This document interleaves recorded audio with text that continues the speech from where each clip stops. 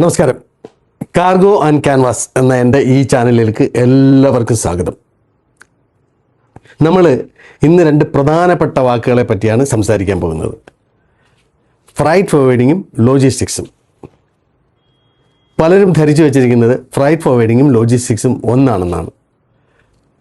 അതിനെപ്പറ്റിയാണ് നമ്മൾ ഇന്ന് വളരെ ലളിതമായി നമ്മുടെ ഈ ചാനലിൽ കൂടെ മനസ്സിലാക്കാൻ പോകുന്നത്. നിങ്ങൾ ഈ ഫീൽഡിൽ ഒരു ജോലി ആഗ്രഹിക്കുന്നുണ്ടെങ്കിൽ തീർച്ചയായിട്ടും ഇത് തമ്മിലുള്ള വ്യത്യാസം മനസ്സിലാക്കിയിരിക്കേണ്ടത് വളരെ അനിവാര്യമാണ്. ലോജിസ്റ്റിക്സിനും ഫ്രൈറ്റ് ഫോർവേഡിങ്ങിനും തമ്മിലുള്ള സാമ്യതകൾ എന്തൊക്കെയാണ്, അതുപോലെ തന്നെ സപ്ലൈ ചെയിൻ മാനേജ്മെൻറ്റും ലോജിസ്റ്റിക്സും ഫ്രൈറ്റ് ഫോർവേഡിങ്ങായിട്ട് എന്താണ് റിലേഷൻ, ഇതെല്ലാമാണ് നമ്മൾ ഇന്ന് നമ്മുടെ ചാനലിൽ കൂടെ പഠിക്കാൻ പോകുന്നത്. ആദ്യമായിട്ട് നമുക്ക് ലോജിസ്റ്റിക്സിനെ പറ്റി ചെറുതായിട്ട് വളരെ ലളിതമായിട്ട് ഒന്ന് മനസ്സിലാക്കിയിരിക്കാം. വളരെ സിമ്പിളായിട്ട് പറഞ്ഞാൽ ലോജിസ്റ്റിക്സ് എന്ന് പറഞ്ഞാൽ പല ആക്ടിവിറ്റീസും ഇൻവോൾവ് ആയിട്ടുള്ളതാണ്. Planning, movement, storage, distribution, inventory control, shipment, ഈ ആക്ടിവിറ്റീസ് എല്ലാം ഉൾപ്പെടുന്നതാണ് ലോജിസ്റ്റിക്സ്. ലോജിസ്റ്റിക്സിൽ പലതരം ആക്ടിവിറ്റീസ് ഉണ്ടെന്ന് ഞാൻ പറഞ്ഞു. ഉദാഹരണത്തിന് ദുബൈയിലൊരു കമ്പനി ടെലിവിഷൻ സെറ്റ് പ്രൊഡ്യൂസ് ചെയ്യുന്നുണ്ട്. അത് നമുക്ക് ഫിനിഷ്ഡ് ഗുഡ്സ് പ്രൊഡക്ഷൻ കഴിഞ്ഞ് കഴിഞ്ഞാൽ അതെന്ത് ചെയ്യും, നേരിട്ട് വെയർഹൗസിലേക്ക് എത്തും. വെയർഹൗസിലെത്തിക്കഴിഞ്ഞാൽ അത് കൃത്യമായിട്ട് പാക്കിംഗ് നടക്കും. പാക്കിംഗ് പല ഡിഫറൻറ്റ് വെറൈറ്റീസ് ഓഫ് TV ഉണ്ടാവും. പല ഇഞ്ചസിലും പല വിഡ്ത്തിലും പല സ്പെസിഫിക്കേഷനുള്ള ടെലിവിഷൻ സെറ്റ്സ് ഉണ്ടാവും. അതെല്ലാം പാക്ക് ചെയ്ത് അതവിടെ സ്റ്റോർ ചെയ്യും. എന്നിട്ട് അത് അതിൻ്റെ അതാത് സ്ഥലത്ത് സ്റ്റോർ ചെയ്ത് കഴിഞ്ഞിട്ട് അതിൻ്റെ ഇൻവെൻട്രി മാനേജ്മെൻറ്റ് സ്റ്റോക്ക് എടുക്കും. സ്റ്റോക്ക് എടുത്തു കഴിഞ്ഞിട്ട് ഫാക്ടറി നമ്മളെ അറിയിക്കും, ഓർഡറുണ്ട്, കുറച്ച് ഷിപ്മെൻ്റ്, ഒരു കണ്ടെയ്നർ നമുക്ക് ഇന്ത്യയിൽ എത്തിക്കണം. അപ്പോൾ അത് കണ്ടെയ്നർ കയറ്റി പോർട്ടിലെത്തിക്കും. പോർട്ടിലെത്തിച്ച് കഴിഞ്ഞിട്ട് അതിൻ്റെ ഷിപ്മെൻറ്റ് അറേഞ്ച് ചെയ്യും ദുബൈയിൽ നിന്നും ഇന്ത്യയിലേക്ക്. ഇന്ത്യയിലെത്തിക്കഴിഞ്ഞാൽ അത് അവിടുന്ന് പോർട്ടിൽ നിന്ന് ക്ലിയർ ചെയ്ത് തിരിച്ച് വെയർഹൗസിലെത്തിക്കും. വെയർഹൗസിലെത്തിച്ച് കഴിഞ്ഞാൽ അത് അതാത് കസ്റ്റമർക്ക് എത്തിച്ചു കൊടുക്കണം. ഡിസ്ട്രിബ്യൂഷൻ, കസ്റ്റം ക്ലിയറൻസ്, പിന്നെ ട്രാൻസ്പോർട്ടേഷൻ, പിന്നെ ഡിസ്ട്രിബ്യൂഷൻ ഉണ്ട്, കസ്റ്റമേഴ്സ് എത്തിച്ചു കൊടുക്കുക. ഇതാണ് ലോജിസ്റ്റിക്സിൻ്റെ ഒരിത്. അതുകൂടാതെ ഇൻ്റർനാഷണൽ കൺസെപ്റ്റ്. ഇൻ്റർനാഷണലുള്ള ഡൊമസ്റ്റിക് ആണെങ്കിൽ ഇപ്പോൾ ഒരു രാജ്യത്തെ തന്നെ ആണെങ്കിലും അതിനും ലോജിസ്റ്റിക്സിൻ്റെ വളരെ പരമപ്രധാനമായ ഒരു ജോബുണ്ട്, ഒരു റെസ്പോൺസിബിലിറ്റി ഉണ്ട്. എന്ന് പറഞ്ഞാൽ ജബൽ അലിയിൽ ദുബൈയിൽ TV പ്രൊഡ്യൂസ് ചെയ്യുന്നു. അവർക്ക് അവിടെ തന്നെയുള്ള ഒരു കസ്റ്റമർക്ക് സപ്ലൈ ചെയ്യണം. കൺസ്യൂമർക്ക് 2-3 കസ്റ്റമേഴ്സ് TV സപ്ലൈ ചെയ്യണം. അപ്പോൾ അതെന്ത് ചെയ്യും, അവിടെ നിന്ന് അവർ ഇൻവെൻറ്ററി നോക്കി, സ്റ്റോക്ക് നോക്കി, അവൈലബിൾ ഉള്ള ക്വാണ്ടിറ്റി ആണെങ്കിൽ അത് അതാത് സ്റ്റോറുകളിൽ എത്തിച്ചു കൊടുക്കണം.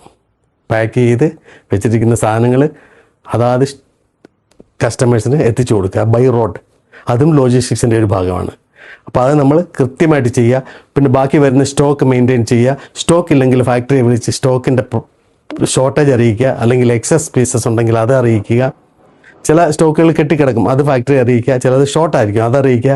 ഡിമാൻഡുള്ള സംഗതികൾ ഏതൊക്കെയാണ് ഡിമാൻഡുള്ളത്, ഏതൊക്കെയാണ് ഡിമാൻഡ് ഇല്ലാത്തത്, ഇതെല്ലാം അറിയിക്കുക.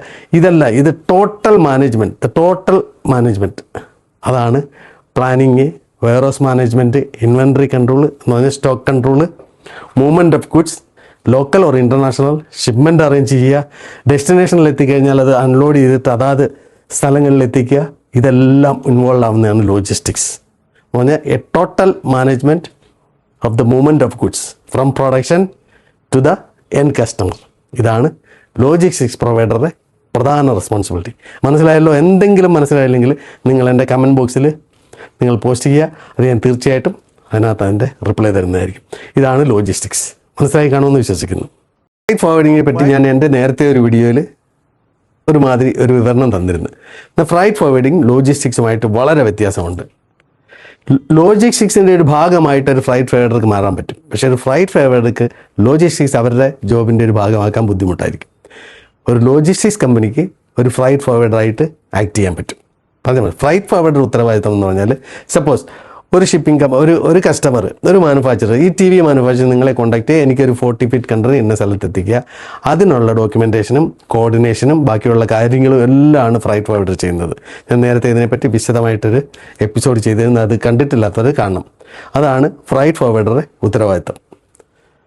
Arranging international shipment, custom clearance, documentation, invoicing, packing lease, ഇങ്ങനെയുള്ള കാര്യം, കസ്റ്റം ഡ്യൂട്ടി അടയ്ക്കുക, ഡെലിവറി ചെയ്യുക, ഇതാണ് ഒരു ഫ്രൈറ്റ് ഫേവറുടെ മെയിൻ റെസ്പോൺസിബിലിറ്റി.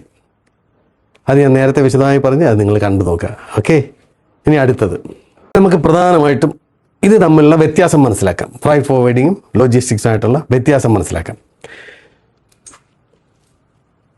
ലോജിസ്റ്റിക്സ് എന്ന് പറഞ്ഞാൽ ഞാൻ പറഞ്ഞതുപോലെ തന്നെ വളരെ ബ്രോഡായിട്ടുള്ള ഒരു കൺസെപ്റ്റാണ്. അതിനകത്ത് transportation, warehousing, inventory, distribution, order fulfilment, ഇതെല്ലാം ലോജിസ്റ്റിക്സിലുണ്ട്.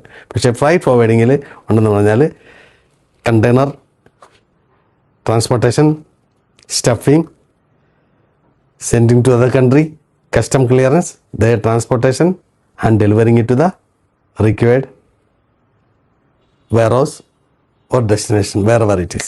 അതാണ് ഫ്രൈറ്റ് ഫോർവേഡുടെ മെയിൻ റെസ്പോൺസിബിലിറ്റി. ഫ്ലോ ചാർട്ട് ഞാൻ എഴുതി കാണിക്കുന്നു, അപ്പം നിങ്ങൾക്ക് കൃത്യമായിട്ട് ഇത് തമ്മിലുള്ള വ്യത്യാസം മനസ്സിലാവും. നമ്മൾ ഈ ഫീൽഡിൽ ജോലി ആഗ്രഹിക്കുന്നവർ പലപ്പോഴും കേട്ടിട്ടുണ്ടാവും സപ്ലൈ ചെയിൻ മാനേജ്മെൻറ്റ്. എന്താണ് സപ്ലൈ ചെയിൻ മാനേജ്മെൻറ്റ്? ഇതിന് ലോജിസ്റ്റിക്സുമായിട്ട് എന്താണ് ബന്ധം? സപ്ലൈ ചെയിൻ എന്ന് പറഞ്ഞാൽ സപ്ലയർ മുതൽ എന്ന് പറഞ്ഞാൽ റാ മെറ്റീരിയൽ സപ്ലൈ മുതൽ എൻഡ് കസ്റ്റമറിന് പ്രൊഡക്റ്റ് എത്തിക്കുന്നവരെയുള്ള എല്ലാ മാനേജ്മെൻറ്റും കംപ്ലീറ്റ്. റാ മെറ്റീരിയൽ സപ്ലൈ, അതിന് ഫിനിഷ്ഡ് പ്രോഡക്റ്റ്സ് എത്തിക്കുക, അത് കംപ്ലീറ്റ് നമ്മുടെ കൺസ്യൂമറിൽ എത്തുന്നവരെയുള്ള മാനേജ്മെൻറ്റാണ് സപ്ലൈ ചെയിൻ മാനേജ്മെൻറ്റ്. അതിനകത്ത് വരുന്നതെന്ന് പറഞ്ഞാൽ logistics is A part of supply chain management and freight forwarding is A part of logistics. അപ്പോൾ വരുന്ന ഹൈറാർക്കി വരുന്നത് supply chain management, logistics, freight forwarding. ഇതാണ് അതിൻ്റെ ആ ഹൈറാർക്കി. മനസ്സിലായല്ലോ? Supply chain management is A very very very broader field. അപ്പോൾ അതാണ് supply chain management എന്ന് പറഞ്ഞാൽ ഉദ്ദേശിക്കുന്നത്. അത് വളരെ ലെങ്തി, വളരെ ബ്രോഡായിട്ടുള്ളൊരു സ്റ്റഡിയാണ്. അതിനെപ്പറ്റി വളരെ വിശദമായിട്ട് പിന്നൊരു ദിവസം നമുക്ക് സംസാരിക്കാം. ഓക്കെ, ഇനി ഈ ഫീൽഡിലുള്ള ജോലി സാധ്യതകളെ പറ്റി നമുക്ക് പറയാം. ഈ ഫീൽഡുകളിലെല്ലാം നല്ല ജോലി സാധ്യതകളുണ്ട്. ലോകമുള്ളിടത്തോളം കാലം ഞാൻ നേരത്തെ പല എപ്പിസോഡിലും പറഞ്ഞതുപോലെ തന്നെ ഈ ഫീൽഡുകളിലുള്ള ജോലി സാധ്യതകൾ വളരെ വിപുലമാണ്, എക്സ്റ്റെൻസീവാണ്. അപ്പം ഇതിൽ താല്പര്യമുള്ളവർ ഇത് തിരഞ്ഞെടുക്കുന്നത് വളരെ ബുദ്ധിപരമായിരിക്കും. എന്നും സ്കോപ്പുള്ള ഒരു ഇൻഡസ്ട്രിയാണ് ലോജിസ്റ്റിക്സും ഫ്രൈറ്റ് ഫോർവേഡിങ്. ഇനി ഫ്രൈറ്റ് ഫോർവേഡിങ് എന്തൊക്കെ ജോലിയാണ് ചെയ്യാൻ പറ്റുന്നത്? കസ്റ്റമർ സർവീസിൽ ആളിനെ വേണം, പ്രൈസിങ്ങിന് ആളിനെ വേണ്ടി വരും, export operation, export documentation, import operations, import documentations, shipment tracking, air flight, sea freight specialist, land transportation ആളിനെ വേണം, ഇങ്ങനെ കസ്റ്റം ക്ലിയറൻസിന് ആളിനെ വേണം, ട്രാൻസ്പോർട്ടേഷൻ്റെ കോർഡിനേറ്റേഴ്സിന് വേണം. ഇങ്ങനെ പല പല ജോലി സാധ്യതകളും ഫ്രൈറ്റ് ഫോർവേഡിങ്ങിലുണ്ട്. അതുപോലെ തന്നെ ലോജിസ്റ്റിക്സിൽ നിങ്ങൾ ജോലി ചെയ്യാൻ ആഗ്രഹിക്കുന്നുണ്ടെങ്കിൽ അവിടെ നിങ്ങൾക്ക് പല പല ജോലികളുണ്ടാവും. പല ഡിപ്പാർട്ട്മെൻറ്റ്സ് ഉണ്ട്. വെയർഹൗസ് ഓപ്പറേഷൻസിനാളിനെ വേണം, ഇൻവെൻട്രി കൺട്രോളിനാളിനെ വേണം, ട്രാൻസ്പോർട്ടേഷനിനാളിനെ വേണം, fleet management, distribution, delivery operations, planning, delivery schedule meet ചെയ്യുന്നതിന് കസ്റ്റമർ സർവീസ് ഏജൻസ്, അങ്ങനെ പല പല ജോലികളും നമുക്കതിൽ നേടാവുന്നതാണ്. ഓരോന്നിലും സ്പെഷ്യലായിട്ട് നമുക്ക് സ്റ്റഡി ചെയ്ത് കഴിഞ്ഞാൽ അതിൻ്റെ രീതിയിലുള്ള ജോലി നമുക്ക് കിട്ടും. അപ്പം ജോലി സാധ്യത വളരെ കൂടുതലാണ്. അപ്പം നിങ്ങൾക്ക് ഈ ഫീൽഡുകളിൽ ഫ്രൈറ്റ് ഫോർവേഡിങ്ങിലോ ലോജിസ്റ്റിക്സിലോ ഒരു ജോലി ഈസി ആയിട്ട് കിട്ടാവുന്നതാണ്. പക്ഷേ അതിനെപ്പറ്റി നിങ്ങൾക്ക് വിവരമുണ്ടെങ്കിൽ എൻ്റെ ഈ ചാനലിൽ കാർഗോ ആൻഡ് ക്യാൻവാസിൽ ഞാൻ വളരെ വിശദമായി ഇതിനെപ്പറ്റി പ്രതിപാദിക്കുന്നതായിരിക്കും. ഫ്യൂച്ചർ എപ്പിസോഡ്സിൽ ഡോക്യുമെൻറ്റേഷനെ പറ്റിയും അതിൻ്റെ ഓപ്പറേഷനെ പറ്റിയും എല്ലാം വിശദമായി ഓരോരോ എപ്പിസോഡ് തരുന്നതായിരിക്കും. തുടക്കത്തിൽ ഞാൻ ജനറലായിട്ടൊരു കാര്യങ്ങളാണ് പറയുന്നത്. അപ്പം നിങ്ങളിത് സബ്സ്ക്രൈബ് ചെയ്യുക. ഇനിയുള്ള എപ്പിസോഡുകളിൽ സ്റ്റെപ്പ് ബൈ സ്റ്റെപ്പ് ഓരോ പോയിൻറ്റ്സും എടുത്തിട്ട് അത് എലാബറേറ്റ് ചെയ്തിട്ടായിരിക്കും സ്റ്റഡി ചെയ്യുന്നത്. അപ്പോൾ നിങ്ങൾക്ക് എൻ്റെ കൂടെ ഫോളോ ചെയ്താൽ തീർച്ചയായിട്ടും ഒരു ലോജിസ്റ്റിക്സിൽ ജോലി നേടാനോ ഫ്രൈറ്റ് ഫോർവേഡിങ്ങിൽ ജോലി നേടാനോ നിങ്ങൾക്ക് സാധിക്കും.